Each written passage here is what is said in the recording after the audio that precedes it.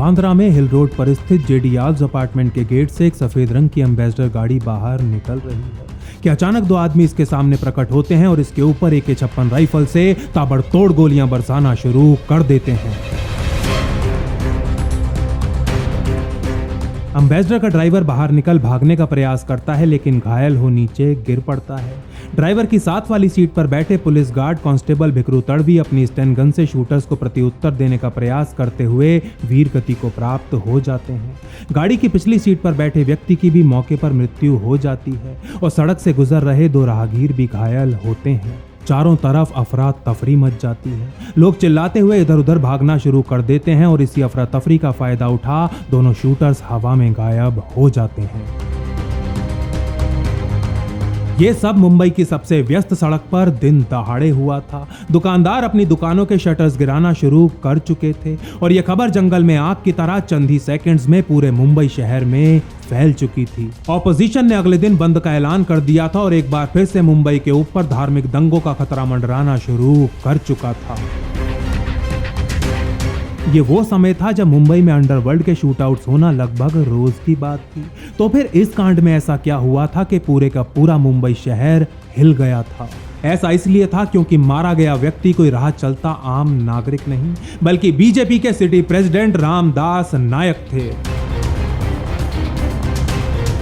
इस हत्या के बाद सुलग रहे मुंबई को बचाने के लिए, इस केस की गुत्थी को सुलझाने के लिए कैसे मुंबई क्राइम ब्रांच के डीसीपी राकेश मारिया अपनी जान तक दांव पर लगाने वाले थे, कैसे एक अनजान खबरी की जानकारी मारिया की टीम को बैंगलोर ले जाने वाली थी और कैसे एक अंडरकवर ऑपरेशन में मुंबई पुलिस इस केस के दोषी और दाऊद के सबसे खूंखार शार्प शूटर को पकड़ने वाली थी। जानेंगे मातृभूमि के आज के एपिसोड में।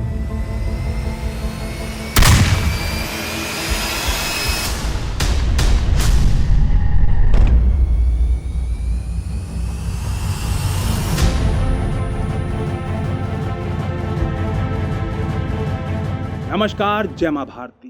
15 मिनट के अंदर अंदर मुंबई के कमिश्नर, जॉइंट कमिश्नर और डीसीपी डिटेक्शन समेत पुलिस के सभी टॉप ऑफिसर्स घटनास्थल पर पहुंच जाते हैं। ये वो समय था जब मुंबई की हवा में पहले से ही काफी तनाव था। एक तरफ तो 93 के दंगों और धमाकों की राख अभी सुलग ही रही थी और दूसरी तरफ दाऊद और छोटा राजन की दुश्मनी ने अंडरवर्ल्ड में भी धर्म की दीवार खड़ी कर दी थी। यही कारण था कि किसी भी प्रकार की अप्रिय घटना को रोकने के लिए मुंबई पुलिस बीजेपी नेताओं के साथ साथ शिवसेना के शाखा प्रमुखों और वीएचपी के नेताओं की भी सुरक्षा बढ़ानी शुरू कर देती है। रामदास नायक मुंबई में बीजेपी के सबसे ज्यादा लोकप्रिय नेताओं में से एक माने जाते थे।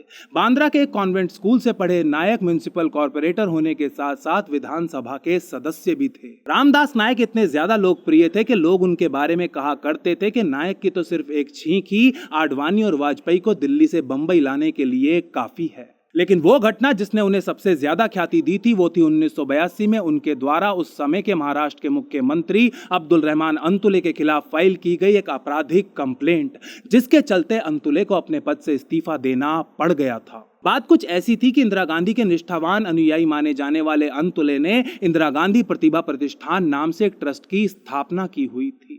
यह वो समय था जब भारत में सीमेंट एक कंट्रोल्ड कमोडिटी हुआ करता था और अंतुले के ऊपर इसके आवंटन में अपने इस ट्रस्ट के डोनर्स को तरफदारी देने के आरोप लग रहे थे। इन्हीं आरोपों को लेकर रामदास नायक अंतुले के खिलाफ शिकायत करते हैं। विवाद होता है और अंतुले की कुर्सी चली जाती है। 1982 से लेकर 2013 तक चली लगभग 30 साल लंबी कानूनी लड़ाई के बाद अदालत अंतुले को निर्दोष पाती है। लेकिन यदि 1982 में वापस जाया जाए तो उस समय मुंबई में रामदास नायक की ख्याति अपने चरम पर थी। उनकी छवि एक ऐसे डायनामिक नेता की बन चुकी थी जिसने एक सीएम को भ्रष्टाचार के लिए उत्तरदायी ठहराया था और अब 1994 में उनकी हत्या के बाद ऑपोजिशन सरकार के ऊपर दबाव बना रही थी और सरकार पुलिस के ऊपर। दूसरी तरफ प्रेस भी इस केस को ले मुंबई पुलिस की काफी ज्यादा आलोचना कर रही थी। ऑपोजिशन के एक नेता की हत्या ने मुंबई को गंधक के ढेर पर लाकर बिठा दिया था और इससे पहले कि कोई चिंगारी इस गंधक के ढेर में विस्फोट कर दे, मुंबई पुलिस को यह केस क्रैक करना था। इस समय राकेश मारिया मुंबई पुलिस में डिटेक्शन के डीसीपी थे। 20 अगस्त 1994 की शाम को कमिश्नर और जॉइंट कमिश्नर के साथ उनको भी उस समय के महाराष्ट्र के मुख्यमंत्री शरद पवार के निवास वर्षा पर बुलाया जाता है, जहां पवार इन तीनों ऑफिसर्स की खूब क्लास लगाते हैं। इसके बाद commissioner Sahni joint commissioner MN Singh के ऊपर अपनी भड़ास निकालते हैं और फिर एमएन सिंह राकेश मारिया के ऊपर। मारिया भी अपने ऑफिस वापस आते ही क्राइम ब्रांच में अपने एसीपीज और सीनियर इंस्पेक्टर्स को बुलाते हैं और उन पर अपनी सारी भड़ास निकाल देते हैं। इस बात की पूरी संभावना है कि इन पुलिस ऑफिसर्स ने भी अपने से जूनियर सब इंस्पेक्टर्स और कांस्टेबल्स पर अपनी अपनी भड़ास जरूर निकाली होगी। अपने अंदर की सारी भड़ास निकाल मन हल्का करने के बाद राकेश मारिया 25 अगस्त की शाम को अपनी टीम के साथ एक मीटिंग करते हैं और अपने ऑफिसर्स को इस केस के ऊपर जानकारी निकालने के लिए 10 बजे तक का समय देते हैं। 8 बजे के आसपास मारिया के सबसे अनुभवी ऑफिसर्स में से एक ऑफिसर उनके ऑफिस में दाखिल होते हैं और कहते हैं, सर हमने सेक्शन गरम कर दिया है। मुंबई पुलिस की भाषा में इसका मतलब ये था कि इन्फॉर्मर्स को एक्टिवेट किया जा चुका है और इलाके के सभी नामी गिरामी गुंडों और हिस्ट्री शीटर्स की धरपकड़ भी शुरू हो गई है। राकेश मारिया अपने ऑफिसर से पूछते हैं, इस सब का कोई फायदा हुआ या नहीं? तो ऑफिसर उत्तर देता है, हाँ सर, उन लोगों का मैसेज आया है। वो लोग शूटिंग में इस्तेमाल हुए हथियार और डमी आरोपी को पुलिस के हवाले करना चाहते हैं, जिससे कि आप ये केस आसानी से क्रैक कर लो। कुछ सेकंड सोचने के बाद मारिया को समझ में आता है कि अंडरवर्ल्ड पुलिस के साथ एक डील करना चाहता है, जिससे कि पुलिस और अंडरवर्ल्ड दोनों के ऊपर से ही दबाव कम हो जाए। अपने टॉप के शूटर्स को बचाने के लिए वो साधारण से शूटर्स देने को तैयार थे और साथ ही इस केस में इस्तेमाल हुए हथियार भी, जिससे कि फोरेंसिक जांच के बाद मारिया की इन्वेस्टिगेशन के ऊपर कोई सवाल ना उठ सके। थोड़ी देर सोचने के बाद मारिया अपने इस ऑफिसर से कहते हैं, इस तरीके से डिटेक्शन करना है? मैं जानता हूं कि आप 25 साल से पुलिस में हो और मुझसे कहीं ज्यादा अनुभवी भी, लेकिन एक बार मैंने ऐसे तरीके अपनाने शुरू कर दिए तो मैं अपनी नजरों में तो गिर ही जाऊंगा, लेकिन इसके साथ साथ मैं हमेशा के लिए अपनी विश्वसनीयता भी खो दूंगा और हम लोग उनके हाथों की कठपुतली बनकर रह जाएंगे। नहीं नहीं, हम अपने आप ये केस क्रैक करेंगे, कोई समझौता नहीं किया जाएगा। अगले दिन रामदास नायक के अंतिम संस्कार के साथ ही राकेश मारिया और उनकी टीम अपना काम करना शुरू कर देते हैं। जल्द ही पुलिस को पता चलता है कि नायक के हत्यारे हिल रोड से बांद्रा स्टेशन की तरफ भागे थे और इसी रास्ते पर एक चौराहे के पास पुलिस को उनके द्वारा इस्तेमाल की गई मोटरसाइकिल मिलती है। बांद्रा स्टेशन के पास पुलिस को एक ऑटो मिलता है, जिसके अंदर से शूटर्स द्वारा इस्तेमाल किए गए हथियार भी बरामद हो जाते हैं। देखते ही देखते 20 दिन से ज्यादा का समय गुजर जाता है। इस केस को क्रैक करने में पुलिस पूरे जी जान से लगी तो हुई थी, लेकिन अभी तक नायक के हथियारों की पहचान करने के आसपास भी नहीं पहुंच पाई थी। सितंबर की एक दोपहर राकेश मारिया अपने ऑफिस में बैठे कुछ पुरानी फाइल्स टटोल रहे होते हैं कि तभी उनका फोन बजने लगता है। मारिया फोन उठाते हैं तो उनका पीए प्रभाले उन्हें बताता है कि एक आदमी उन्हें कुछ बहुत ही महत्वपूर्ण जानकारी देना चाहता है। मारिया तुरंत उसकी कॉल कनेक्ट करने को कहते हैं। साहब, आपको रामदास नायक केस में जानकारी चाहिए क्या? दूसरी तरफ से साफ हिंदी बोल रहे एक आदमी की आवाज सुनाई पड़ती है। मारिया को अपने कानों पर विश्वास नहीं होता और वो किसी तरह अपनी उत्सुकता छुपाते हुए कहते हैं, हाँ हाँ बताओ, क्या इन्फॉर्मेशन है? नहीं साहब, ऐसे नहीं, आपको मुझसे मिलने आना पड़ेगा। ये सुनते ही राकेश मारिया की गर्दन पर बाल खड़े हो जाते हैं और वो थोड़ी सी सावधानी बरतते हुए कहते हैं, क्या तुमसे मिलने आना पड़ेगा? वैसे कहाँ आना पड़ेगा? बिना एक क्षण की देरी किए वो आदमी कहता है, साहब मैं आपके लिए अपनी गाड़ी भिजवा दूंगा। अब तो गर्दन क्या, राकेश मारिया के हर जगह के बाल खड़े हो जाते हैं। फोन पर एक अनजान आदमी मुंबई पुलिस के डीसीपी डिटेक्शन को गाड़ी भेज अपने पास आने को कह रहा था। मारिया सोचने लगते हैं कि ये एक ट्रैप भी हो सकता है, लेकिन इस समय तक वो इतने ज्यादा परेशान और उतावले हो चुके थे कि ये सब करने को भी तैयार हो जाते हैं। ठीक है, कब और कहां आना है? अपनी आवाज को थोड़ा स्थिर करते हुए मारिया पूछते हैं। दूसरी तरफ से उत्तर आता है, बस थोड़ी ही देर में आपके ऑफिस के सामने बादशाह कोल्ड ड्रिंक हाउस के बाहर। कुछ क्षण सोचने के बाद मारिया कहते हैं, ठीक है, और वो आदमी खुदा हाफिज कहते हुए फोन काट देता है। राकेश मारिया भी एक बार अपने भगवान को याद करते हैं और अपनी सुरक्षा में तैनात कमांडोज को उनके साथ ना आने के लिए मनाने में लग जाते हैं, जो कि एक थोड़ा सा मुश्किल काम होने वाला था। क्राइम ब्रांच में होने की वजह से ज्यादातर सादे कपड़ों में रहने वाले मारिया किसी तरह अपने कमांडोज को मनाने के बाद अपने ऑफिस से बाहर निकलते हैं और लोकमान्य तिलक मार्ग पर स्थित बादशाह कोल्ड ड्रिंक हाउस के बाहर जाकर खड़े हो जाते हैं। यहाँ खड़े खड़े मारिया की नज़र इस कोल्ड ड्रिंक हाउस के स्पेशल कुल्फी फालूदा पर पड़ जाती है जो पूरी मुंबई में वर्ल्ड फेमस था। फालूदा को देखते ही मारिया का मन फिसल जाता है। ना जाने वो गाड़ी कितनी देर में आएगी और हो सकता है आए ही ना, कोई मेरे साथ भद्दा मजाक कर रहा हो, इसलिए कम से कम ये फालूदा तो खा ही लेता हूँ, ना जाने ऐसा मौका मुझे कब मिलेगा। मारिया के मन में फालूदा को खाने या ना खाने को लेकर ये जद्दोजहद चल ही रही होती है कि तभी काले शीशों वाली एक सफेद रंग की मारुति ओमनी वैन उनके सामने आकर रुक जाती है। मारिया वैन का नंबर देखने का प्रयास करते हैं लेकिन उन्हें प्लेट के ऊपर जमी हुई कीचड़ के अलावा और कुछ दिखाई नहीं पड़ता। तभी वैन का दरवाजा खुलता है और इसके अंदर बैठे दो युवक मारिया को भीतर आने का इशारा करने लगते हैं। जैसे ही मारिया वैन के अंदर घुसते हैं, एक लड़का बड़ी ही फुर्ती के साथ वैन का दरवाजा बंद कर देता है और दूसरा लड़का उतनी ही फुर्ती के साथ मारिया की आंखों के ऊपर पट्टी बांधना शुरू कर देता है। लगभग 15 मिनट का सफर तय करने के बाद ये वैन रुक जाती है। दोनों लड़के मारिया को बड़े ही आराम से नीचे उतारते हैं और कुछ सीढ़ियों से होते हुए कमरे में ले जाकर बिठा देते हैं। करीब 30 सेकंड बाद मारिया के कानों में वही आवाज पड़ती है जिससे थोड़ी देर पहले उनकी फोन पर बात हुई थी।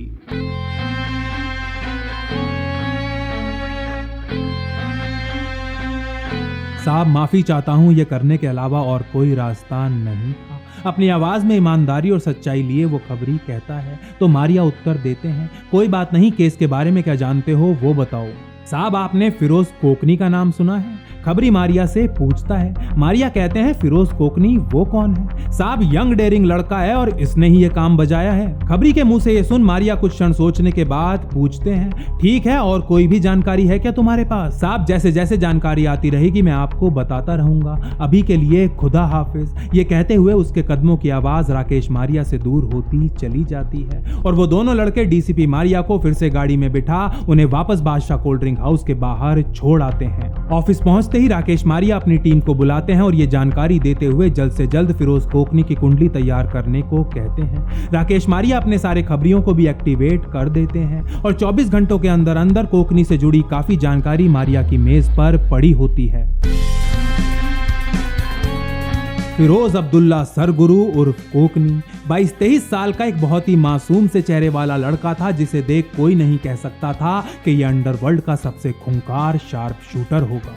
फिरोज को कोकनी उपनाम मिला था क्योंकि उसकी जड़ें कोंकण में थीं। रत्नागिरी के पनाजले गांव में जन्मे फिरोज के ऊपर 1989 में हत्या का पहला मुकदमा दर्ज किया गया था और वादी बंदर डॉकयार्ड में संजय यादव को मारने के बाद तो उसका आपराधिक करियर एकदम से ऊपर चला गया था, जिसके बाद उसने कभी पीछे मुड़कर नहीं देखा।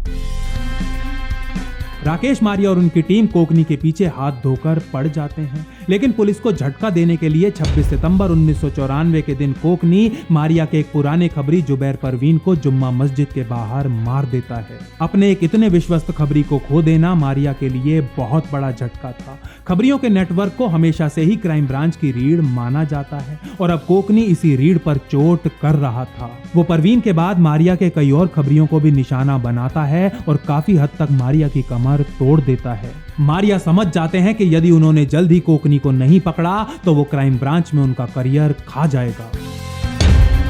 राकेश मारिया अपने ऑफिस में बैठे थे कि एक बार फिर से उसी अनजान खबरी का फोन आता है। साहब, आपको कोकनी चाहिए ना? वो बेंगलोर में है, लेकिन आपको खुद जाना पड़ेगा। ठीक है, मुझे 15 मिनट बाद वापस कॉल करना। ये कहते हुए अति उत्सुक मारिया अपना फोन नीचे रखते हैं और दौड़ते हुए कमिश्नर सतीश साहनी के ऑफिस के लिए निकल पड़ते हैं, जहां ज्वाइंट कमिश्नर एमएन सिंह भी मौजूद थे। मारिया इन दोनों सीनियर ऑफिसर्स को पूरी बात बताते हुए कहते हैं कि उन्हें अभी बेंगलोर के लिए निकलना होगा, लेकिन उनकी सारी उत्सुकता पर पानी फेरते हुए ज्वाइंट कमिश्नर एमएन सिंह उन्हें इस बात की अनुमति नहीं देते। एमएन सिंह को लग रहा था कि ये एक ट्रैप भी हो सकता है और यदि ऐसे में एक डीसीपी लेवल के अफसर को कुछ हो गया तो पुलिस की और भी ज्यादा दुर्गति हो जाएगी। निराश मारिया अपने इन्फॉर्मर्स की दुहाई देते हुए कहते हैं, सर, उसने मेरे खबरियों को मारा है, मेरे खबरियों को। लेकिन एमएन सिंह टस से मस नहीं होते। नहीं, तुम अपनी टीम को भेजोगे, बस बात खत्म। ये कहते हुए एमएन सिंह अपना आखिरी निर्णय सुना देते हैं। थोड़ी देर बाद दोबारा राकेश मारिया की बात उस खबरी से होती है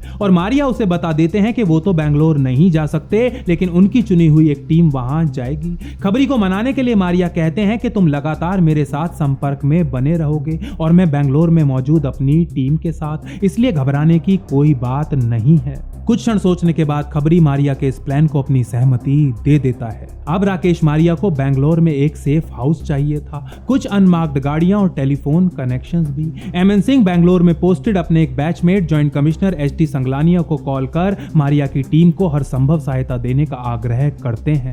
इसी दिन शाम को लगभग 4:30 बजे मारिया की टीम बेंगलोर पहुंच जाती है, जहां जॉइंट कमिश्नर संगलानिया के आदमी उन्हें एक सेफ हाउस, 2 अनमार्क्ड गाड़ियां और 2 सिक्योर टेलीफोन कनेक्शंस उपलब्ध करा देते हैं। बंबई से आई इस पुलिस टीम के लिए राकेश मारिया ने 5 ऑफिसर्स को खुद अपने हाथों से चुना था और इनके नाम थे पुलिस इंस्पेक्टर नरेंद्र सिंह, सब इंस्पेक्टर सुहेल बुद्ध, सुखलाल वारपे और दिनेश कदम। इसी दिन देर शाम को मारिया का खबरी उन्हें फोन कर बताता है कि कोकनी फिल्म देखने जाने का प्लान बना रहा है और उसे थिएटर से ही अरेस्ट किया जा सकता है। मारिया अपनी टीम को यह जानकारी दे उन्हें तैयार रहने का आदेश देते हैं, लेकिन थोड़ी देर बाद खबरी दोबारा फोन कर मारिया को बताता है कि कोकनी ने फिल्म देखने का प्लान कैंसिल कर दिया है। अब वो अपने होटल के कमरे में ही पार्टी करने का प्लान बना रहा है। खबरी मारिया को जानकारी देता है कि कोकनी शेषाद्रीपुरम में होटल ब्लू डायमंड के रूम नंबर 206 में ठहरा हुआ है। राकेश मारिया तुरंत अपनी टीम को यह जानकारी पास कर एक्शन प्लान पर काम करना शुरू कर देते हैं। इस प्लान के तहत सबसे पहले होटल के मैनेजर को विश्वास में लिया जाना था। मारिया की टीम 2 ग्रुप बना व्यापारियों के भेष में इस होटल के अंदर 2 कमरे भी बुक करवा लेती है। इसके बाद पुलिस वाले होटल के मैनेजर को अपनी असली पहचान बताते हुए उससे उनका हर आदेश फॉलो करने को कहते हैं। होटल की रूम सर्विस को रूम नंबर 206 से चिकन लॉलीपॉप का एक ऑर्डर मिलता है। मुंबई पुलिस की टीम मैनेजर से कहती है कि होटल का स्टाफ नहीं बल्कि पुलिस खुद वेटर बन ये ऑर्डर ले रूम के अंदर जाएगी। पुलिस के कहने पर एक फूड ट्रॉली का इंतजाम किया जाता है और ऐसा ही सुखलाल वारपे वेटर के कपड़े पहन अपनी रिवॉल्वर को ट्रॉली के निचले हिस्से में छुपा देते हैं। बाकी के पुलिस वाले दरवाजे के दोनों साइड्स अपनी अपनी पोजीशंस ले लेते हैं और इंस्पेक्टर नरेंद्र सिंह का इशारा मिलते ही एसआई वारपे रूम 206 के दरवाजे पर दस्तक दे देते हैं। 5 सेकंड बाद दरवाजा खुलता है तो वारपे की नजर कोकनी और उसके साथ मौजूद 2 लड़कों पर पड़ती है। वारपे ये सुनिश्चित करते हुए कि कमरे का दरवाजा खुला रहे आधी ट्रॉली को दरवाजे के आगे अड़ा देते हैं। इसके बाद ट्रॉली से प्लेट निकालने के बहाने वो नीचे झुकते हैं, लेकिन प्लेट्स की जगह अपनी रिवॉल्वर निकाल बिजली की फुर्ती से कोकनी और उसके दोनों साथियों के ऊपर तान देते हैं। इससे पहले कि कोकनी कुछ समझ पाता, बाकी पुलिस वाले तूफान की तरह अंदर घुसते हैं और इन तीनों को गिरफ्तार करने के लिए इनके ऊपर टूट पड़ते हैं। राकेश मारिया के निर्देशानुसार सबसे पहले फोन पर कोकनी की बात उनसे ही करवाई जाती है। अपने खबरियों को खो देने के कारण गुस्से से भरे हुए मारिया सबसे पहले तो कोकनी के ऊपर जमकर अपनी भड़ास निकालते हैं और फिर कहते हैं, ये तेरी जिंदगी का आखिरी दिन होने वाला है, अपनी आखिरी ख्वाहिश बता दे, जो खाना पीना है बता दे, मेरे आदमी तुझे दे देंगे। डीसीपी मारिया के मुंह से ये शब्द सुनने के बाद कोकनी उत्तर देता है, साहब मुझे जो करना था मैंने कर दिया, अब आपको जो करना है आप करो।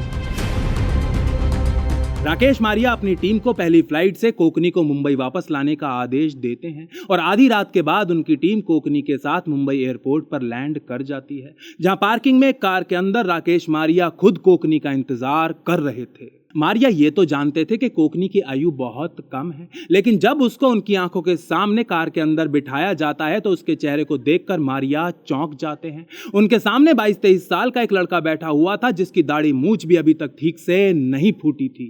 काफी देर तक बिना एक शब्द बोले बिल्कुल चुपचाप कोकनी के चेहरे को घूरने के बाद मारिया उसके मुंह पर एक जोर का थप्पड़ मारते हुए कहते हैं, यहां से मेरे ऑफिस तक पहुंचने में 1 घंटे का टाइम लगेगा, अब तू ही डिसाइड कर ले कि तुझे इस 1 घंटे में अपना मुंह खोलना है या फिर ऑफिस पहुंचने के बाद। कोकनी राकेश मारिया की बात का मतलब अच्छे से समझ जाता है और इस 1 घंटे के रास्ते के दौरान खुद अपने हाथों द्वारा किए 21 मर्डर्स के बारे में उनको बताता है। क्राइम ब्रांच के ऑफिस पहुंचने के बाद भी मारिया कोकनी से पूरी रात पूछताछ करते हैं, जहां वो उनको बताता है कि नायक की हत्या का प्लान तो उसने खुद अकेले बनाया था, लेकिन हथियारों का प्रबंध दाऊद और छोटा शकील ने करवाया था। मारिया को चौंकाते हुए कोकनी एक और खुलासा करता है कि रामदास नायक के बाद वो फिल्म स्टार शत्रुघ्न सिन्हा को भी खत्म करने का प्लान बना रहा था। जब मारिया उससे पूछते हैं कि क्यों, नायक और सिन्हा ही क्यों, तो बिना एक क्षण का संकोच किए, अपने चेहरे पर बिना किसी भाव के कोकनी उनसे कहता है, साहब ये सिन्हा भी वही गलती किएला था जो गलती नायक किएला था,